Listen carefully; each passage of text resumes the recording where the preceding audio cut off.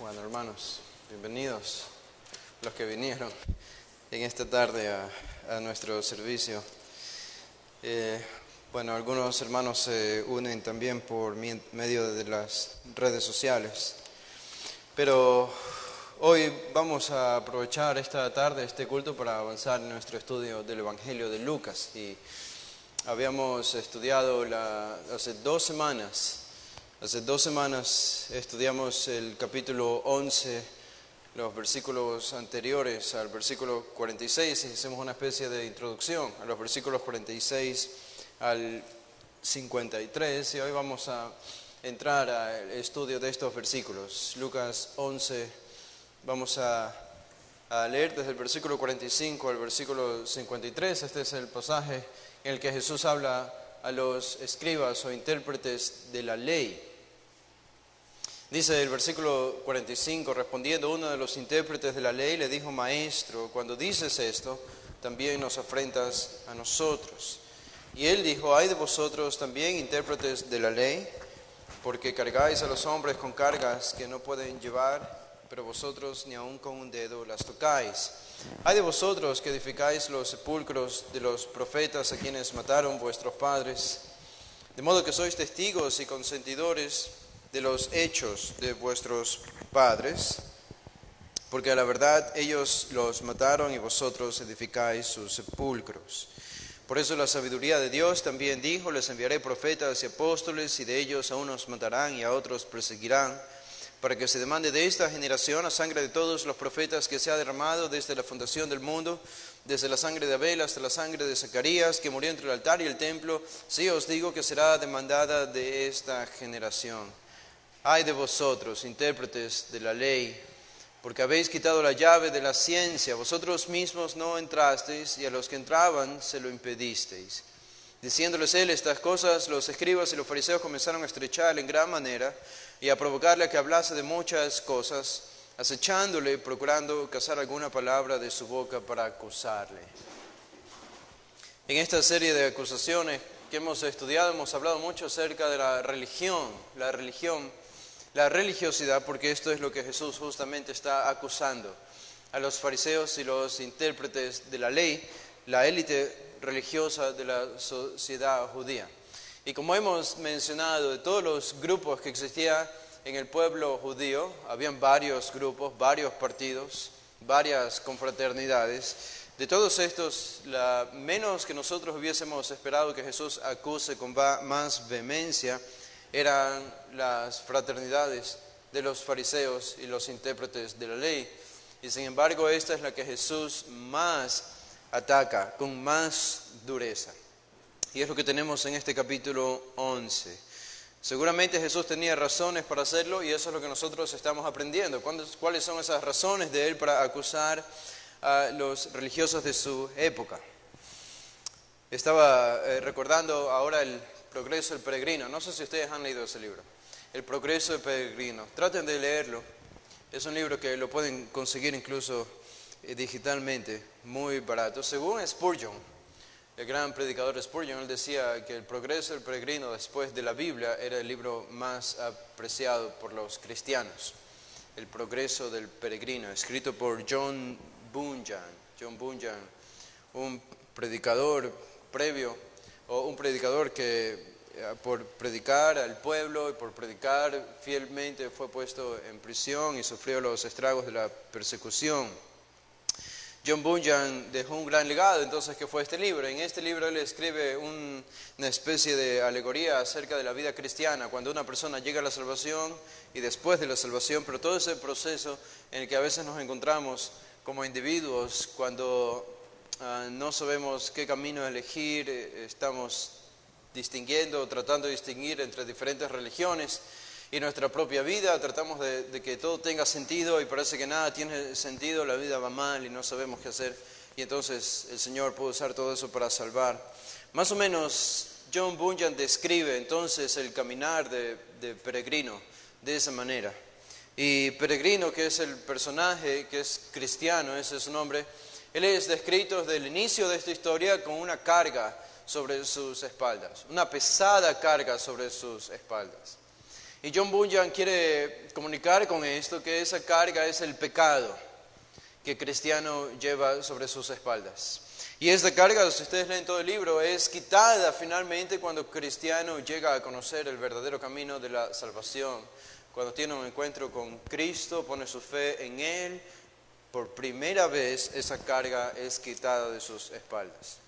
Para ustedes que son salvos, los que son salvos, pienso la gran mayoría de los que están aquí, sino todos, la mayoría, ustedes quizás pueden recordar, no la experiencia, no exactamente el día o la fecha, ni dónde estaban, o qué estaban pensando, pero creo que hay un común denominador en toda nuestra experiencia cuando llegamos a Cristo, y es que sí recuerdo el momento en que esa carga de mi pecado cayó de mis hombros, cayó de mis espaldas, y fui por primera vez liberado del poder del pecado, liberado de la culpa que me tenía esclavo a este pecado, liberado de la condenación.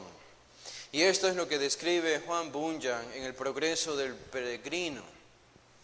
¡Qué liberación! Nosotros cantábamos esto y recordábamos hace unos segundos y minutos cómo Dios nos amó, que envió a su Hijo para morir, el justo por los injustos, Dios sufriendo en la cruz para darnos vida eterna, sufriendo en silencio por nuestra culpa, para liberarnos del pecado.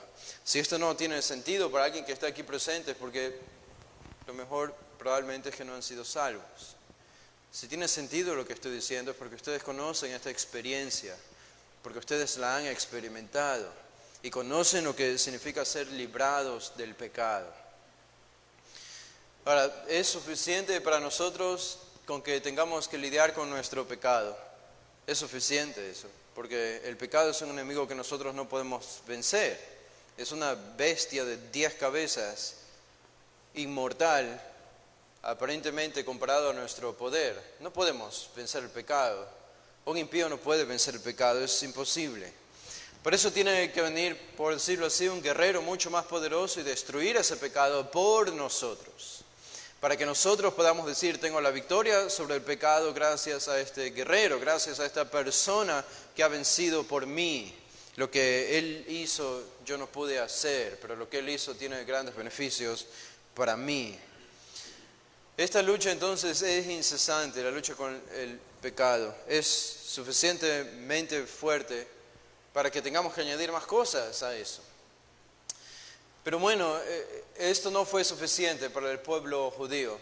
El pueblo con el que se encontró Jesús, la agonía, la opresión que pudo contemplar Jesús mientras conocía personas, mientras caminaba por las calles de Galilea y de Judea, fue una agonía espiritual, una opresión espiritual que no solamente tenía que ver con la lucha de los judíos contra el pecado, algo que ellos no podían solucionar, nadie puede vencer el pecado, sino que a eso se añadía entonces una falsa religión que añadía obras, que añadía tradiciones, que añadía rituales y ceremonias que lo único que hacían era cargar con más culpa la conciencia de los judíos en esa sociedad.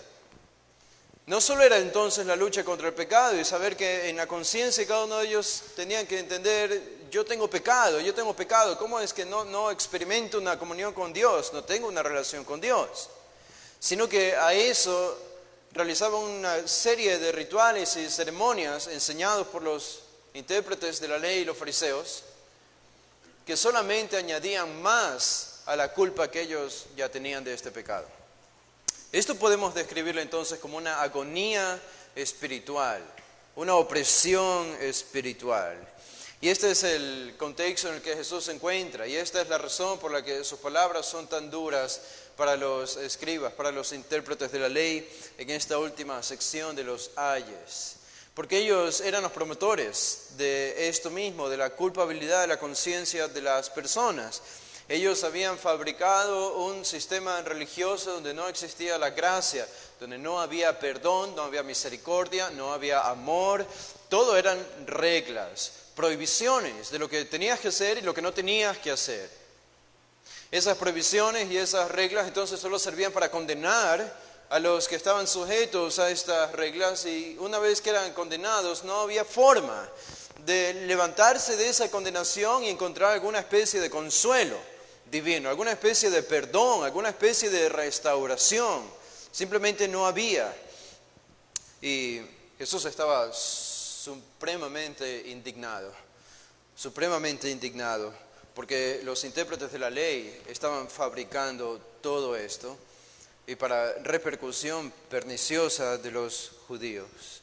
Y es por eso que el versículo 46, ustedes recuerdan, esto simplemente recoge los ayes que Jesús ya estaba pronunciando sobre los fariseos, 3 ayes sobre los fariseos, y algunos fariseos eran intérpretes de la ley también, no todos, pero algunos eran intérpretes de la ley. Y en esta casa donde Jesús se encontraba entonces comiendo con los fariseos, había intérpretes de la ley también.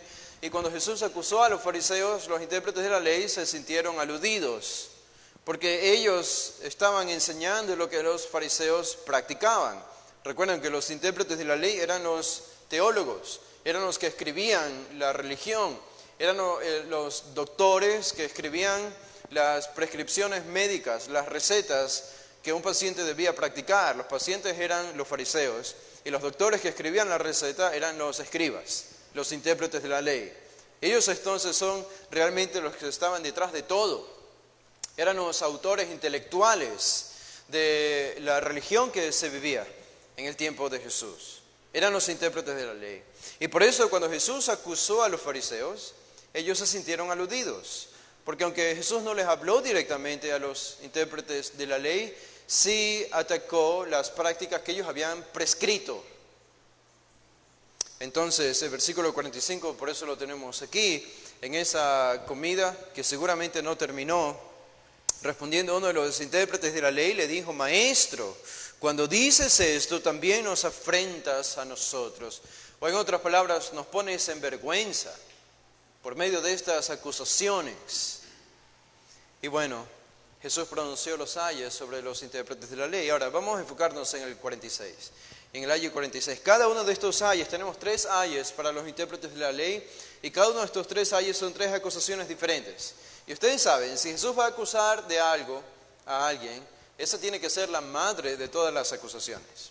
Porque a Jesús no le interesaba quedarse en cuestiones secundarias. Él no discutía acerca de cosas que debían ser relegadas a una posición que no era esencial, que no era fundamental. Si Jesús va a hacer una acusación, esa acusación es fundamental. Y esta es la manera como nosotros podemos derribar toda falsa religión. Jesús derriba la falsa religión erigida por los intérpretes de la ley. Tenemos mucho que aprender de Jesús en este pasaje. Y la primera acusación, el primer ay, que lo tenemos en el versículo 46, es el primer punto de nuestro sermón. Jesús básicamente los acusa de explotadores religiosos a los intérpretes de la ley. Jesús les dice: ustedes son explotadores religiosos. Noten el versículo 46. Jesús les dijo: ay de ustedes también, intérpretes de la ley, porque cargáis a los hombres con cargas que no pueden llevar, pero vosotros ni aun con un dedo las tocáis. Jesús utiliza una palabra que se repite 3 veces en este versículo 46, es la palabra cargas. No en Reina Valera, pero en el original literalmente dice: porque cargan a los hombres con cargas que no pueden llevar, pero ustedes ni con un dedo tocan las cargas. 3 veces aparece el término cargas en el original. ¿Cuál es el significado de esta palabra? Fortion, cargas. Su significado literal aparece en Hechos 27. Ahora, ¿ustedes se acuerdan quién escribió Hechos? ¿Cuál fue el autor del libro de los Hechos? Lucas. Y Lucas es el mismo autor de este evangelio. Así que el mismo Lucas utilizó este mismo término en el libro de los Hechos cuando él estaba relatando los viajes de Pablo, ya acercándose al final, uno de sus últimos viajes. Pablo, allí por los tropiezos y las tormentas y los peligros de la navegación, Pablo dice que la navegación va a ser, en Hechos 27:10, con mucho perjuicio y mucha pérdida. Dice: pérdida de qué? No solo del cargamento de la nave, ahí tenemos nuestra palabra, el cargamento, sino también de nuestras personas, dijo Pablo. Cargamento.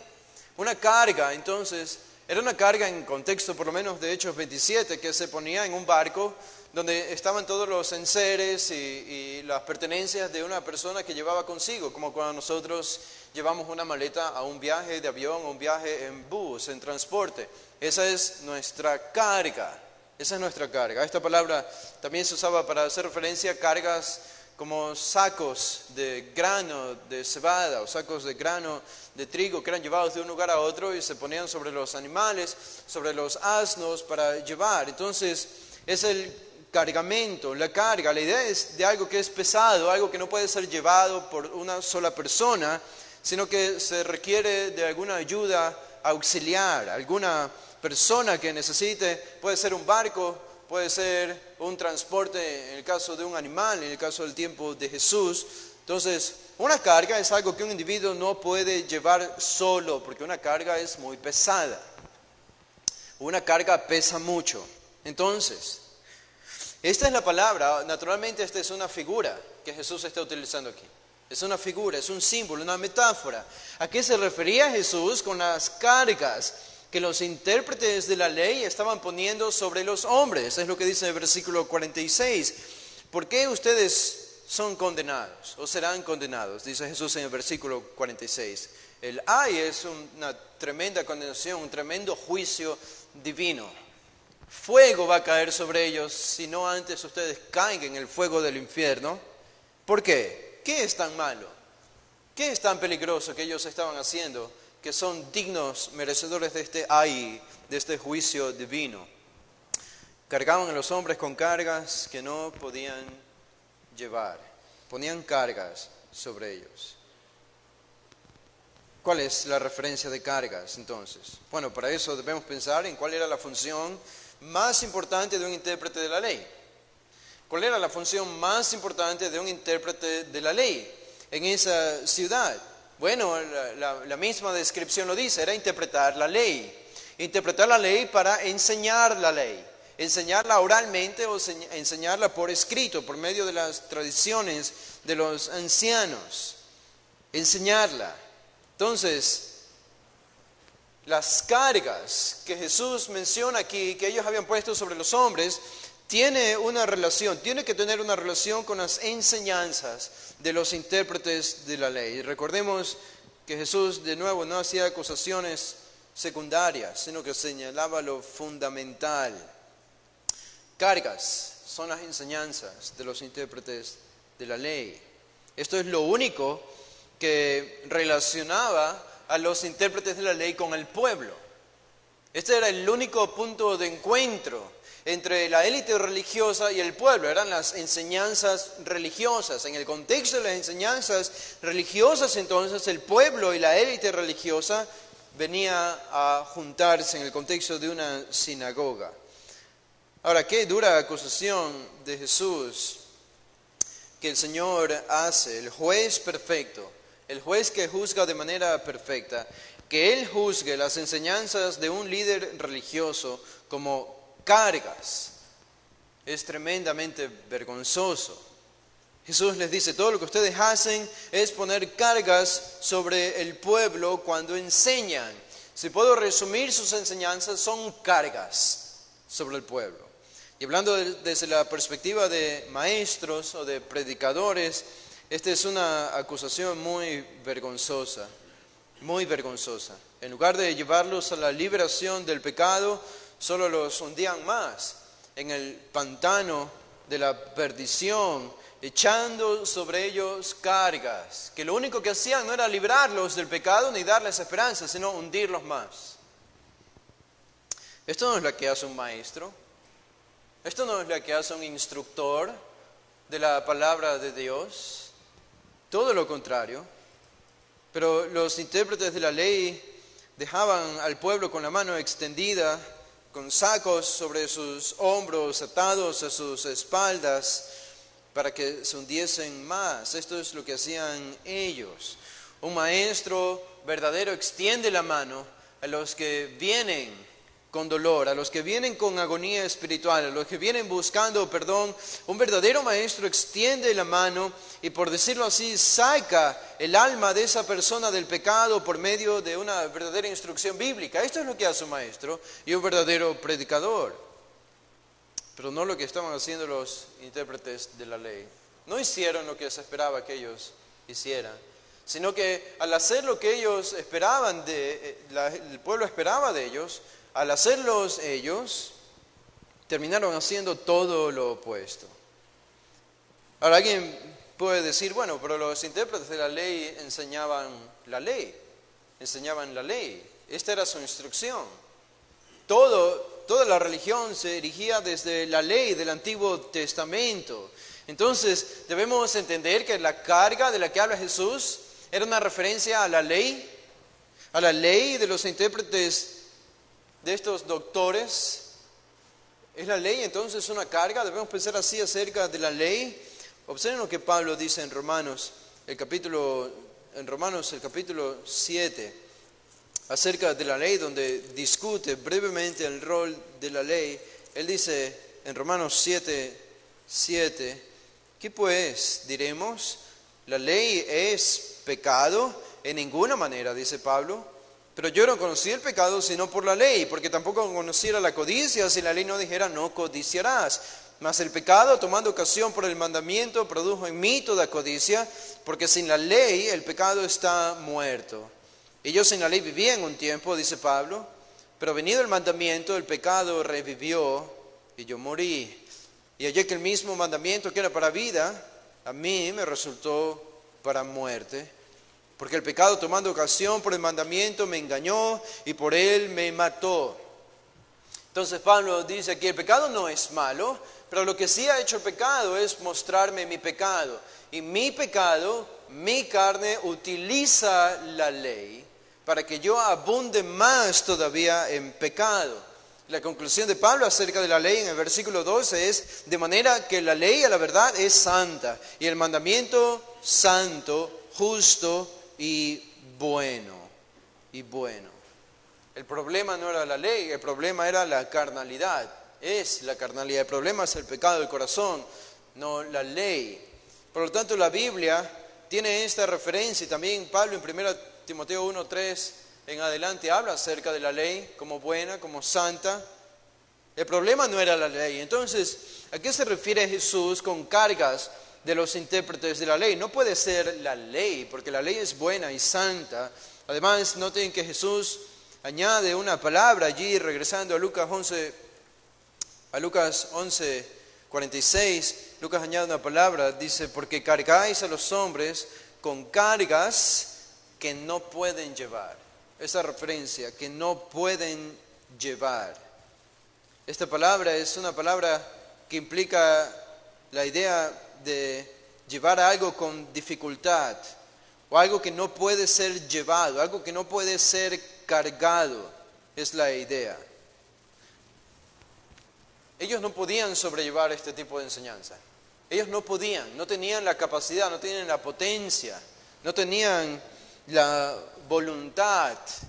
No podían, Jesús dice, ellos no podían sobrellevar estas cargas. Ahora, si yo sé que a pesar de enseñar la Biblia, o enseñar con la Biblia, a veces es diferente eso, mis enseñanzas se vuelven una carga para la gente que me oye, para la congregación, para ustedes, entonces yo sé que no estoy enseñando la Biblia, porque la Biblia no tiene ese efecto en las personas. Algo malo hay entonces en mi enseñanza, si lo único que hace mi enseñanza es poner cargas sobre los hombros de las personas. Si nosotros aquí en la iglesia les decimos desde ahora en adelante no pueden celebrar cumpleaños, no pueden celebrar la Navidad, las mujeres tienen que venir vestidas de cierta manera con un código específico cuya lista nosotros les vamos a impartir desde aquí. No pueden venir a la iglesia si no han donado el 30% de su sueldo, etcétera, etcétera, etcétera. Y al final decimos, porque esto es lo que enseña Dios en su palabra, si ustedes quieren ir al cielo, esto es lo que deben hacer. ¿Ven? Estas son cargas pesadas. que no pueden llevar. Estas son cargas innecesarias que hacen más difícil la vida cristiana, el aproximarse a Dios. Y esto es lo que estaban haciendo los intérpretes de la ley, esto mismo. En el Antiguo Testamento hay una referencia interesante, claro que es un contexto diferente, pero en el Antiguo Testamento también habían escribas que ya eran parte de la élite en la sociedad israelita antes del tiempo del exilio. Y hay una frase que aparece allí en Jeremías, el capítulo 8, en el versículo 7, en Jeremías 8, 7, dice en esta acusación también de Dios al pueblo de Israel, compara al pueblo con animales, con pájaros, diferentes tipos de pájaros. Y les dice en Jeremías 8, 7, a una cigüeña en el cielo conoce su tiempo, y la tórtola y la grulla y la golondrina guardan el tiempo de su venida. Los animales, las aves conocen los tiempos. Dice, pero mi pueblo no conoce el juicio de Jehová. Mi pueblo no conoce el juicio de Jehová. ¿Por qué? Porque Dios había anunciado que el juicio por medio de Babilonia iba a llegar a Judea para destruirlos y llevarlos cautivos, pero ellos no querían reconocer este juicio. El versículo 8 dice, ¿cómo decís? Nosotros somos sabios y la ley de Jehová está con nosotros. Esto es lo que ellos decían. Nosotros tenemos la ley de Dios y somos sabios. Y observen esta acusación. Ciertamente la ha cambiado en mentira la pluma mentirosa de los escribas. La pluma mentirosa de los escribas. Dios está reconociendo por medio de Jeremías aquí que el impacto que los escribas, los maestros, los instructores habían tenido sobre el pueblo había sido nefasto en el sentido de que ellos se rehusaban a arrepentirse y reconocer el juicio de Dios.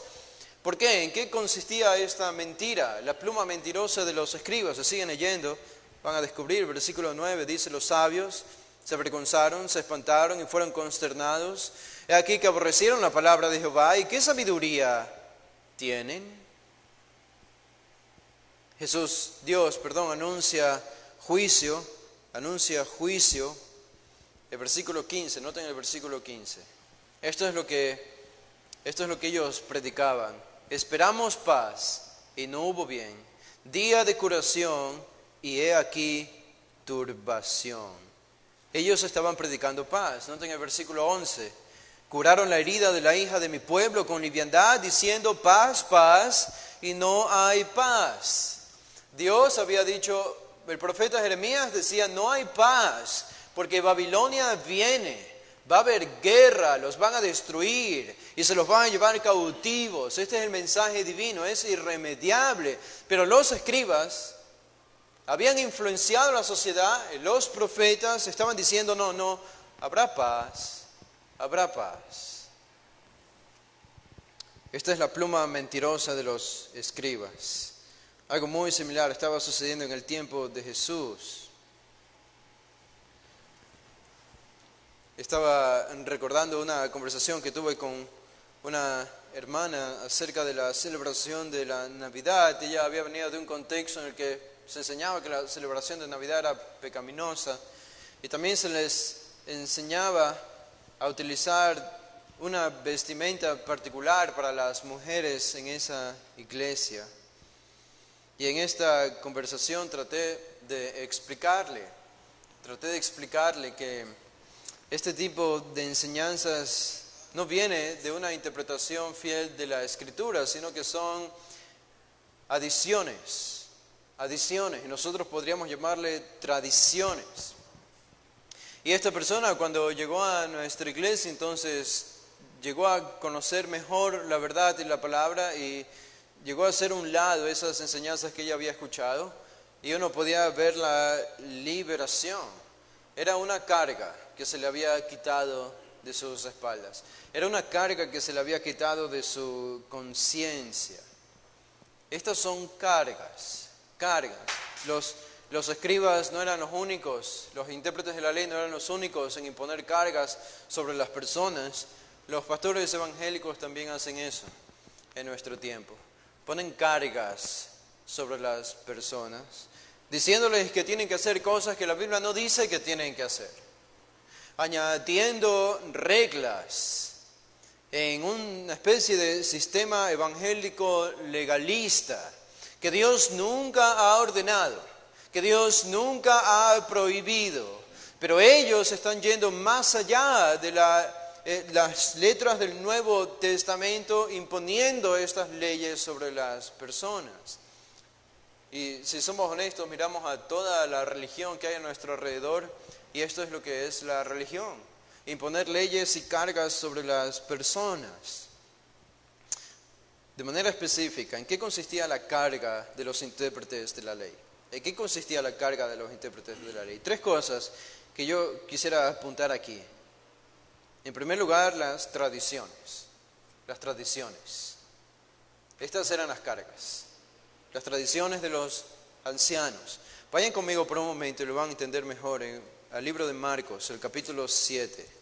Marcos 7, el versículo 1, dice: se juntaron a Jesús los fariseos y algunos de los intérpretes, o algunos de los escribas, intérpretes de la ley, que habían venido de Jerusalén, los cuales, viendo a algunos de los discípulos de Jesús comer pan con manos inmundas, esto es, no lavadas, los condenaban. Y Marcos nos da esta explicación en el versículo 3, porque los fariseos y todos los judíos, aferrándose a la tradición de los ancianos, si muchas veces, noten, tradición de los ancianos, si muchas veces no se lavan las manos, no comen. Y volviendo de la plaza, si no se lavan, no comen. Y otras muchas cosas hay que tomaron para guardar, como los lavamientos de los vasos de beber y de los jarros y de los utensilios de metal y de los lechos. Este es un breve resumen de Marcos de todo lo que consistía la tradición de los ancianos. Tradición de los ancianos. Esto no estaba en la ley. Y esta tradición, este rito de lavarse las manos lo tenemos en nuestro propio pasaje, en Lucas 11. Esto fue lo que inició la controversia ese día en la comida cuando estaba Jesús con los fariseos, porque Jesús no se lavó las manos. Esto sorprendió al fariseo y Jesús usó esta oportunidad para declarar sus ayes y acusaciones sobre ellos. Lavarse las manos. Algunos vieron Levítico 15:11, Levítico 11:44, donde se dice: sed santos como yo soy santo. Y vieron en ese versículo de Levítico 11 la base para lavarse las manos. Ahora, esto es como sucedió. Entonces, noten, esta es la progresión. Esta es la progresión. Cuando uno piensa que tiene que cuidar la conducta de ciertas personas, uno se da cuenta, y aquí hay una palabra que es casuística, uno se da cuenta que la ley es casuística. ¿Qué significa eso? Significa que la ley nunca termina, porque cuando tú declaras un principio de conducta, un código de conducta sobre una persona, pronto te das cuenta que ese código de conducta puede resultar en otro código de conducta más, porque hay varias alternativas. Y cada una de esas alternativas tiene sus propias alternativas, propias decisiones. Y entonces uno se ve en la tarea de inventar leyes y más leyes y más leyes y más leyes, solamente ocupados en una ley. Todo comenzó solo con una ley. En este caso, todo había comenzado con la ley de ser santos. Esto es lo que enseñaba el Antiguo Testamento. Sean santos como yo soy santos. Esto es lo que enseñó Moisés. Pero los intérpretes de la ley, como pensaban que sus interpretaciones debían ser una especie de protección hacia la ley o de la ley, entonces ellos dijeron, hay varias maneras de romper este mandato de ser santos.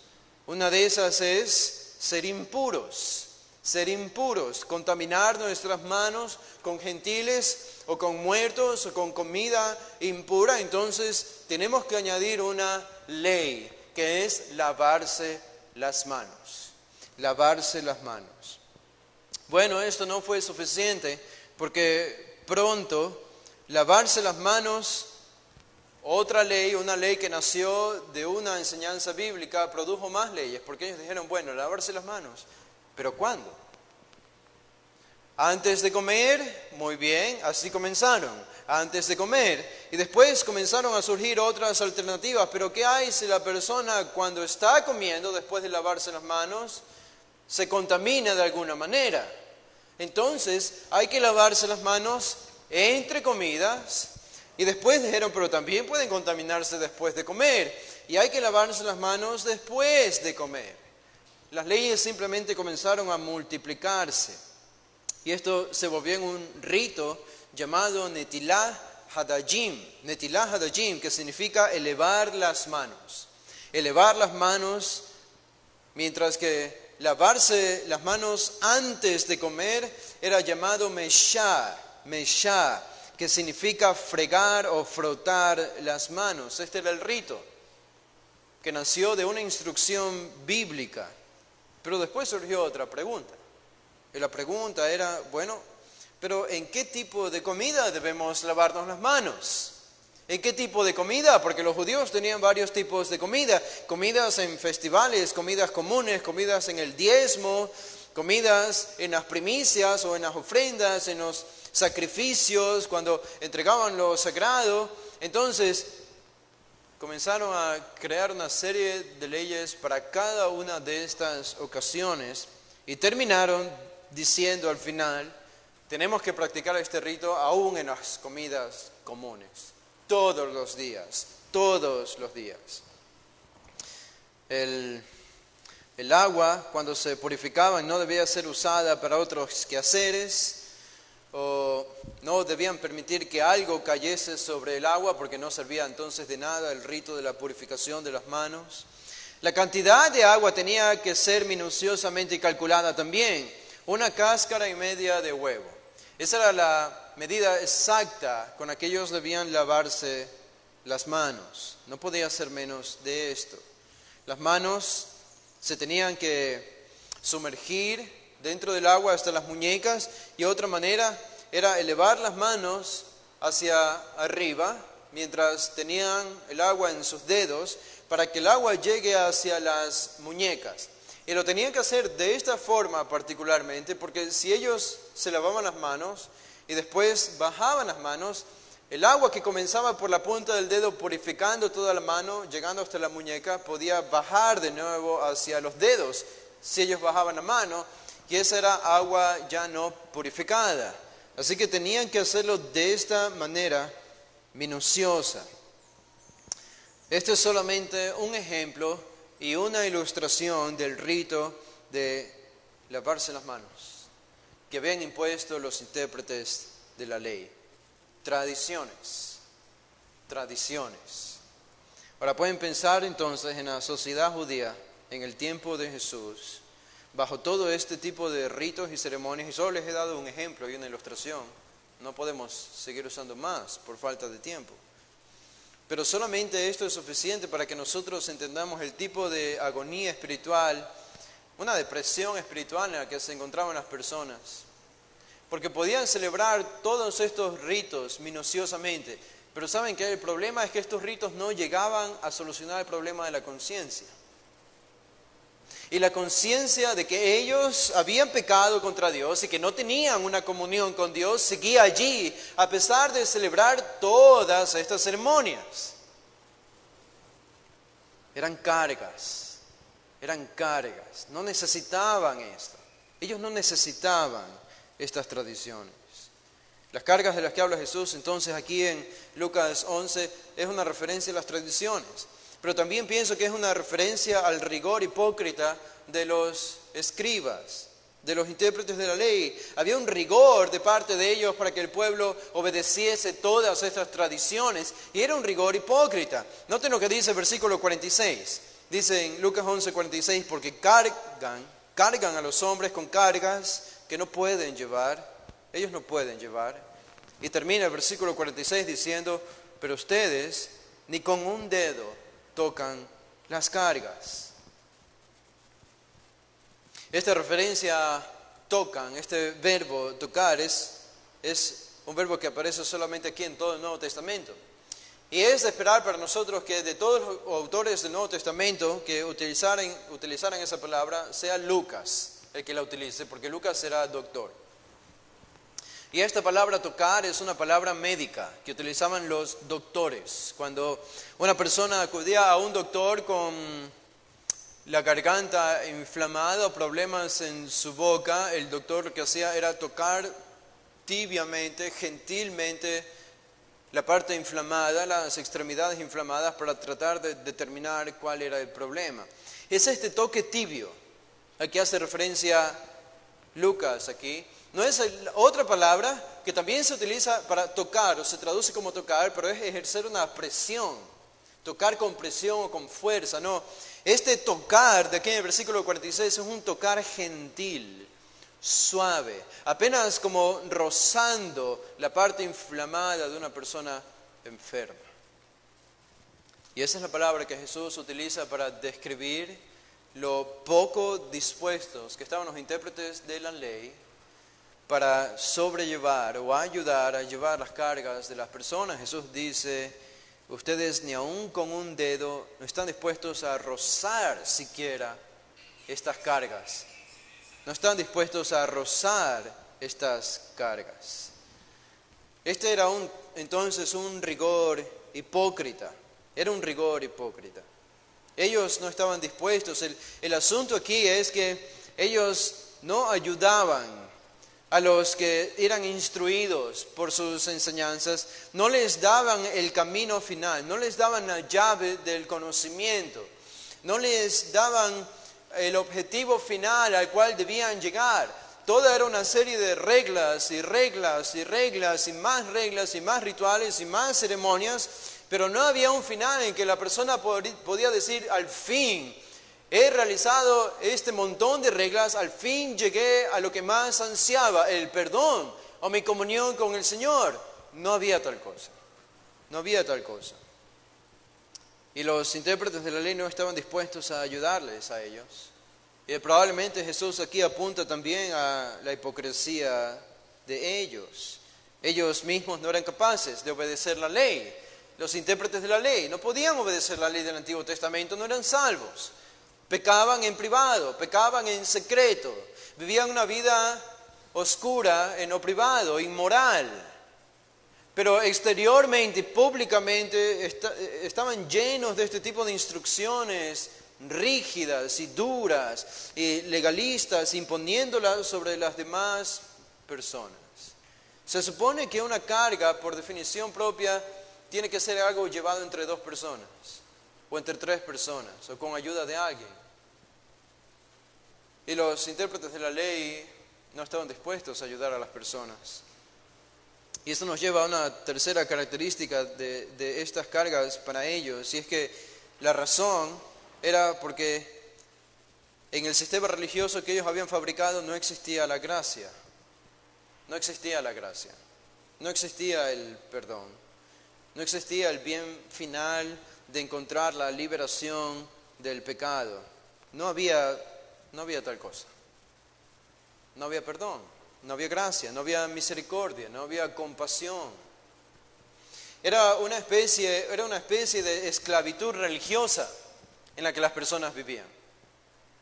Y no había manera de salir, porque si un judío intentaba elegir alguna otra alternativa, eran los paganos, eran los idólatras, los que tenían sus ídolos, de los que todo el Antiguo Testamento habla en contra, y por lo que ellos mismos habían sido exiliados, castigados por el Señor por esa misma idolatría. Un judío entonces no tenía la alternativa de salir fuera de los contornos de Israel y buscar otra alternativa religiosa que le permitiese llegar a Dios. Lo único que tenían era la enseñanza de los intérpretes de la ley, practicada por los fastidiosos fariseos. ¿Qué opción tenían ellos? Y dentro de este sistema religioso, el único disponible para ellos, no había perdón, no había gracia. Eran por eso explotadores religiosos. Imaginen tener la responsabilidad de obedecer 613 leyes. Así se han resumido las leyes del Antiguo Testamento. 613 leyes. Imagine, eso es suficientemente imposible para que una persona caiga abrumada al piso y diga: Señor, yo no puedo con esto. Pero esto es imposible para mí. Yo no puedo. Pero los judíos de ese tiempo no solo tenían las 613 leyes del Antiguo Testamento. Tenían cientos y cientos más de leyes añadidas por los intérpretes de la ley. Era en verdad una explotación religiosa. Este es el mejor título, pienso, que resume el versículo 46. Tremenda explotación para la gente. Bueno, ¿qué es lo que ellos debieron haber hecho? ¿Qué es lo que ellos debieron haber hecho? ¿Cómo debieron haber reaccionado? Esta descripción que hace Jesús aquí de los hombres bajo una agonía espiritual impuesta por los intérpretes de la ley, alguien que trabaja fatigosamente sin parar todo el día, todos los días, para que al final no reciban ninguna remuneración, ninguna paga, ninguna recompensa, ningún descanso, simplemente al siguiente día levantarse y hacer exactamente lo mismo. Ir por todo el proceso esclavizador hasta la noche y otra vez sin paga, sin compasión, sin descanso, y el siguiente día lo mismo, y el siguiente día lo mismo. Todos los días de su vida. Esa es la mejor descripción de la religión que habían impuesto los intérpretes de la ley. A veces uno piensa en la conciencia de las personas que son religiosas, ¿no? A veces veo a monjas caminar. No sé por qué siempre veo monjas en los aviones. Cada vez que viajo veo monjas. No sé por qué. En los sacerdotes con sus ropas largas. Hace unas semanas estábamos con mi familia en el parque de nuestra ciudadela. Creo que es la única vez que hemos ido a ese parque. Hay un templo católico allí y me estaba acercando yo intencionalmente a la puerta abierta de ese templo. No sé para qué, la verdad, a ver si salía algún sacerdote y conversar con él acerca de la fe o del evangelio. En verdad eso es lo que quería, pero no salió ningún sacerdote, solo salía ese olor religioso. Ustedes han visto, uno percibe una especie de olor religioso que sale dentro de los templos católicos. Pero no piensa en la conciencia de estas personas, los testigos de Jehová que andan caminando con su Biblia bajo el brazo, tocando las puertas de las casas, o uno piensa en los mormones que siempre andan en par en las calles, vestidos como estudiantes del seminario, con corbatas y camisas blancas, tratando de expandir su religión, conversando con las personas. Y yo pienso en la conciencia de ellos. ¿Cómo es la conciencia de estas personas que son religiosas? Porque son muy religiosas. Tienen listas de prohibiciones, de cosas que deben hacer y que no deben hacer. Pero ellos saben que no tienen una comunión con Dios. Ellos saben eso. Porque van a casa y nosotros sabemos eso porque no tienen a Cristo. Y si alguien no tiene a Cristo, vive en el pecado. Por eso sabemos que viven una vida privada e inmoral. Sabemos eso. Y cómo ellos procesan esto en su conciencia al mismo tiempo que están tratando de expandir su religión, enseñando, tratando de convencer a otros de venir a una religión en la que ellos mismos han comprobado que no hay solución, que no hay perdón, que no hay cambio, no hay compasión, no hay misericordia de Dios, la verdadera misericordia. Y al final lo que pasa es lo más peligroso que puede pasarle a la conciencia de una persona. Como Pablo dice en el Nuevo Testamento, que la conciencia llega a cauterizarse. Estaba leyendo la historia de un hombre que decía que, asumo yo antes de ser cristiano, cada vez que manejaba su carro y veía una luz roja, él frenaba. Pero con el tiempo se dio cuenta que la hora a la que él pasaba por esa calle no pasaban carros. Y entonces él decidía frenar, pero siempre aceleraba cuando se percataba de que no habían carros cruzando o pasándose la luz roja. Después esto se volvió más repetitivo, se volvió un hábito en él, hasta que casi automáticamente cada vez que veía una luz roja, él la pasaba como si fuese una verde, porque él sabía que no habían carros en esa calle. Un día estaba llegando a la luz roja y de pronto vio un carro a lo lejos. Pero no era cualquier carro, venía lento el carro, así que él podía pasar, pero el carro era un carro de policía. Y él sabía que era la policía que estaba aproximándose. Y él sabía que debía frenar, no debía cruzarse la luz roja. Y esto en Norteamérica, obviamente es mucho peor que aquí. Aquí todo el mundo se pasa la roja y no pasa nada. Pero en Norteamérica no es así. Y cuando él vio la patrulla que se aproximaba hacia él, estando en la luz roja, él sabiendo que debía frenar, que debía permanecer con los frenos, su pie se movió al acelerador y avanzó, aunque él no quería hacerlo. ¿Por qué? Porque su conciencia ya estaba cauterizada. Su conciencia ya se había habituado a que su pie derecho acelerase cuando veía una luz roja, a pesar de ver la advertencia del carro de policías que se aproximaba. Y esto es lo que pasa con las personas religiosas. Esto es lo que pasa. Al final, externamente adoran a un Dios que no conocen, internamente saben que no lo conocen por el estilo de vida que llevan. Pero al practicar esto por meses y años y años y de años y años, esto se vuelve automático para ellos. Son como una especie de zombies espirituales, que simplemente lo hacen porque siempre lo han hecho y llegan a creer que esta es la religión, no hay otra forma, esta es la religión, así se tiene que vivir, no hay otra forma en la que podamos conocer a Dios. Y es muy difícil sacar a estas personas de la oscuridad.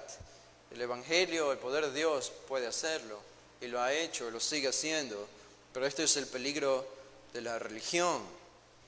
Ahora, esto es el versículo 46. Solo déjenme leer el versículo 47, porque el versículo 46 es lo que decíamos, nuestro primer punto, explotadores religiosos. Pero Jesús tiene una segunda acusación, y no vamos a estudiar este versículo 47, pero quiero leerlo. La segunda acusación no es menos perturbadora de Jesús hacia los intérpretes de la ley. Noten lo que dice, y yo solo los voy a dejar con la introducción de esto. Dice: ay de vosotros, que edificáis los sepulcros de los profetas a quienes mataron vuestros padres, de modo que son testigos y consentidores de los hechos de vuestros padres, porque la verdad ellos los mataron, y vosotros edificáis sus sepulcros. Por eso la sabiduría de Dios también dijo: les enviaré profetas y apóstoles, y de ellos a unos matarán y a otros perseguirán. Ustedes los matarán y ustedes los perseguirán. Esta es una profecía. ¿Para qué? Verso 50. Para que se demande de esta generación. Jesús, hablando de la generación, esa generación de escribas y fariseos. Para que se demande de esta generación la sangre de todos los profetas que se ha derramado desde la fundación del mundo. Desde la sangre de Abel hasta la sangre de Zacarías, que murió entre el altar y el templo. Si alguien cree que esto es injusto, lo que Jesús está diciendo, el juicio del asesinato de todos mis mártires, dice Jesús, desde el Antiguo Testamento hasta ahora. Jesús dice, el juicio y la principal responsabilidad la van a llevar ustedes de esta generación. Van a recibir la culpa de la muerte de todos estos mártires. Y si es difícil a algunos para creer, Jesús afirma al final del versículo 51, sí, os digo que será demandada de esta generación. No solo eran explotadores religiosos, eran asesinos implacables. Asesinos implacables. Eso es lo que vamos a estudiar la siguiente semana. Pero yo quería terminar con un versículo nomás aquí. En Mateo 11, si van a Mateo el capítulo 11. Con esto terminamos. Esta es nuestra aplicación. Esta es nuestra liberación. Por eso nosotros entendemos la vida cristiana tiene que ser vivida de una forma diferente. No obedecemos porque hay reglas. Eso no es la vida cristiana. Tenemos una ley que es la ley de Cristo, pero no se trata de reglas. Nosotros entendemos y logramos obedecer a Dios solo cuando nos hundimos en el misterio de la cruz. Allí encontramos la potencia, la actitud, la volición y la voluntad que necesitamos y la capacidad que necesitamos para obedecer. Solo cuando nos hundimos en el misterio de la cruz. Noten lo que Jesús dice en Mateo 11, a esta misma generación, a estos mismos judíos, oprimidos por la enseñanza de los intérpretes de la ley bajo una religión falsa, dice Jesús, venid a mí, Mateo 11, 28, venid a mí todos los que estáis trabajados y cargados, y yo os haré descansar. Llevad mi yugo sobre vosotros y aprended de mí, que soy manso y humilde de corazón, y hallaréis descanso para vuestras almas. Porque mi yugo es fácil y ligera mi carga. Esta es la alternativa que ofrece Jesús. Es el perdón.